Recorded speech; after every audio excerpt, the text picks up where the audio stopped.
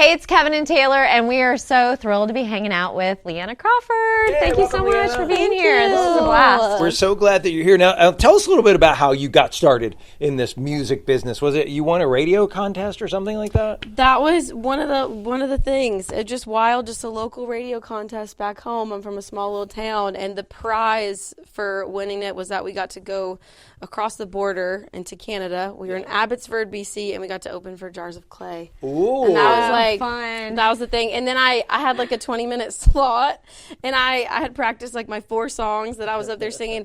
And the sound guy, I remember him on the side of the stage. He was like, "Okay, it's time to get off stage." And in the microphone, I was like, "I have one more song." I was not getting off stage. I was like, "Wow, Jars of Clay can wait." This is my moment. My moment. I was like, goodness. So everybody heard that, all my family and friends. They're like, "Oh my gosh, this girl." But it was a good time. And how old were you when that happened? When you won? I think that? I was 18. That's 18. really So exciting. at that point, when you walked out on that stage, you're like, I have made it. I have arrived. I mean, I definitely thought, like, it was the cool, like, up to that point, I was like, this is the coolest show I'd ever done. Like, it was so cool. I mean, I've done birthday parties and like all the things, right? But it was like, it was amazing. And did you know you always wanted to do music? Was that? I did, but I didn't know that it was like a possibility. Like, I didn't know that you could. Like, no one really did that from my small town. Okay. But I loved music. It was always so much like a part of me. And I started writing songs in high school and started leading worship at my youth group and at church. And I just like fell in love with it. So I didn't know it was something I could do as a career, but it was definitely a dream for sure. That's neat. Now, you're from the Pacific Northwest, Washington.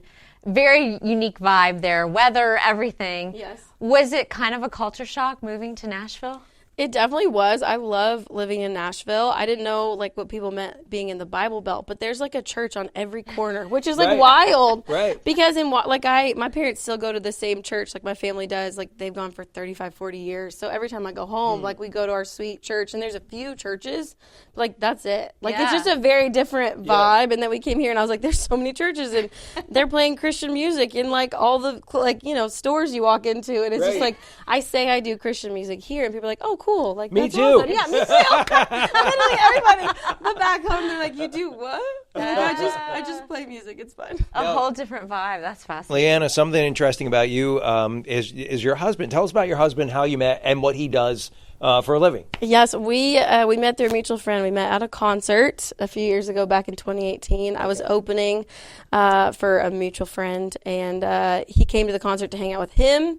My husband Cody likes to share this part of the story, but he said he had to like get in line because at the time I was very blind. I was dating somebody else, so I didn't know. I was like not even thinking. I was like, this is a basketball player. I was like, anyways, I didn't know he was cool. But he was. So we just followed each other on Instagram. And then fast forward to like 2020 was actually the year, which was wild. But we ended up connecting. He had sent me a message on Instagram. And I hadn't responded for like 4 months. I didn't see it. And then like the timing worked out perfect. I was like, hey, sorry I didn't respond. But I happened to be in your part of town, like in Charlotte, North Carolina, where he was. Yeah. And we hung out, and the rest is history. Aww. But he's a basketball player, an NBA player, which is wild. I never thought that I would marry an athlete. Yeah. He's 7 feet tall. No way. kidding. How tall are you? I'm 5'4". So, yes, at the wedding, I found really tall heels, like 4.5 inches, and I was still so short. But I like when he proposed to me, he got down on one knee, and we were like eye level. It was very precious. Like this, I'll show you guys the picture. It's very sweet. That's so special. Now, are you athletic yourself at all? I mean, I'm very competitive, so I love to play sports. I'm more talk than I am actual game. Like I have a lot of talk, but I'm like a little, feisty. But he's very kind and says that I'm athletic. But my sport growing up was I rode horses competitively, so that's which is like a little different, but it still takes some athletic ability. But we love he's very competitive. I'm competitive, so we like to do like pickleball and tennis and like all kinds of things. Fun. So we do, and I'm not very good, but I'm definitely I can trash talk for sure. Yeah, I love it. Now you did something pretty cool to surprise Cody at your wedding. Yes.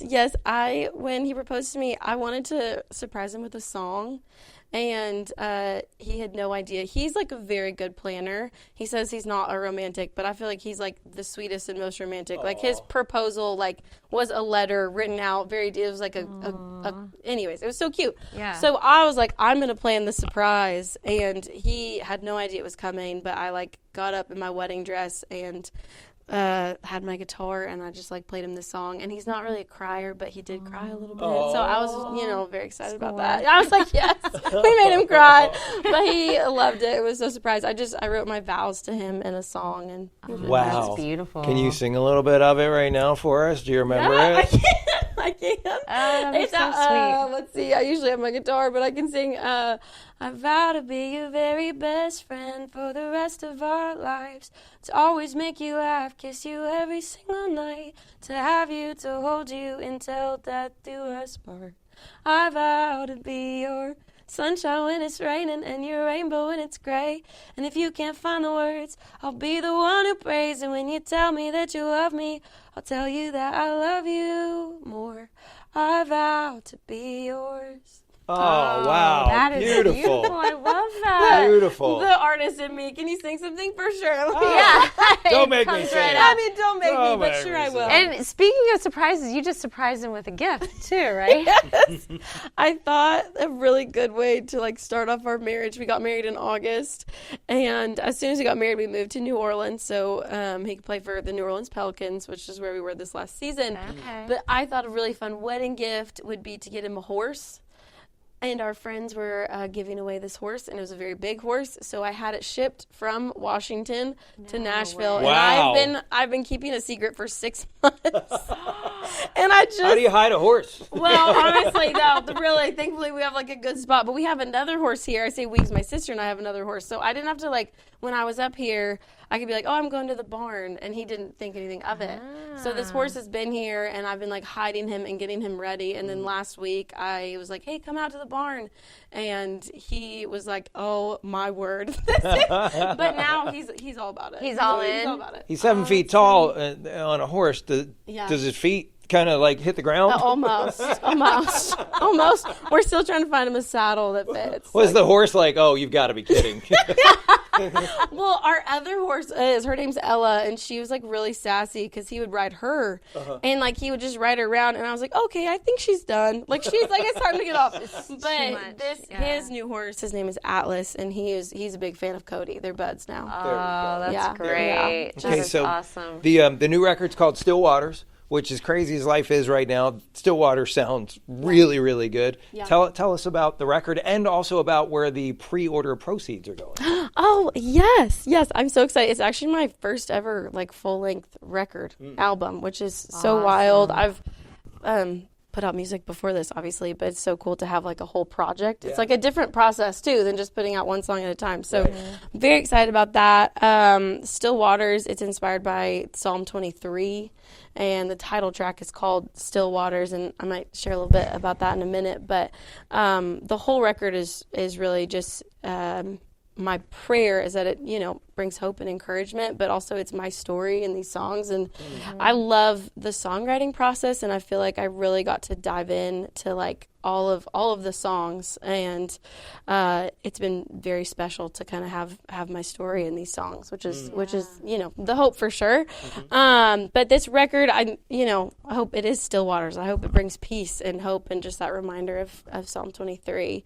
Every pre-order album, I really wanted to do something special with my first record, and so there's an organization called Charity Water that's absolutely incredible, and if y'all have never heard of them, they 100% of all their donations goes towards like water, helping people get clean water all over the world. So they're in like 29 countries. They've helped over 18 million people get clean, or maybe it's more than that. I feel like I'm not good with numbers, but it's like a ton. Well, of after people. your album comes out, it'll be there double, we go. right? Yeah, exactly. So all of the 100% of the net proceeds are going towards to help them, which I'm super excited and very excited to partner with them, and just wanted to do something a little bit, more with this record. And so help, if people want to help do that, they can help get a record. They can also support charity water while doing it. Awesome. And we're in for a real treat because you're going to perform Still Waters. Tell us about that song specifically. I mean, you said it's from the Psalms. Yeah, so my my great aunt Maureen was an incredible woman. She's the reason my mom came to know Jesus, and she found out in her 40s that she was going blind, and so she decided to memorize the whole Bible. Wow. So I was like, that's an incredible goal. No kidding. But she made it. Like, I think she got 90% of the way there, and I got to meet her when she was in her, hundreds. She was like 103 when I met her, and just this absolutely incredible woman, so fiery, so sassy, loved the Lord, and she knew Scripture. Like, it was just absolutely incredible and inspiring for me, too, because I'm like, I want to be like that when I'm that age, and I'm like, what an inspiration. But I remember while we were there, she's in her hundreds, while we were hanging out with her just for a couple hours, she had people calling her, asking for prayer. She is still, like, ministering to people and encouraging people, even at that age, and she was so sharp. And so that's where this song was inspiring, and just the incredible promise and the hope that we have in Scripture. Right. And obviously, Psalm 23 is one of those psalms that everybody knows, but it's so impactful, and for me especially, it's one of those when I'm feeling anxious, when I'm worried, I can just think about Psalm 23, and so that's where this song came from.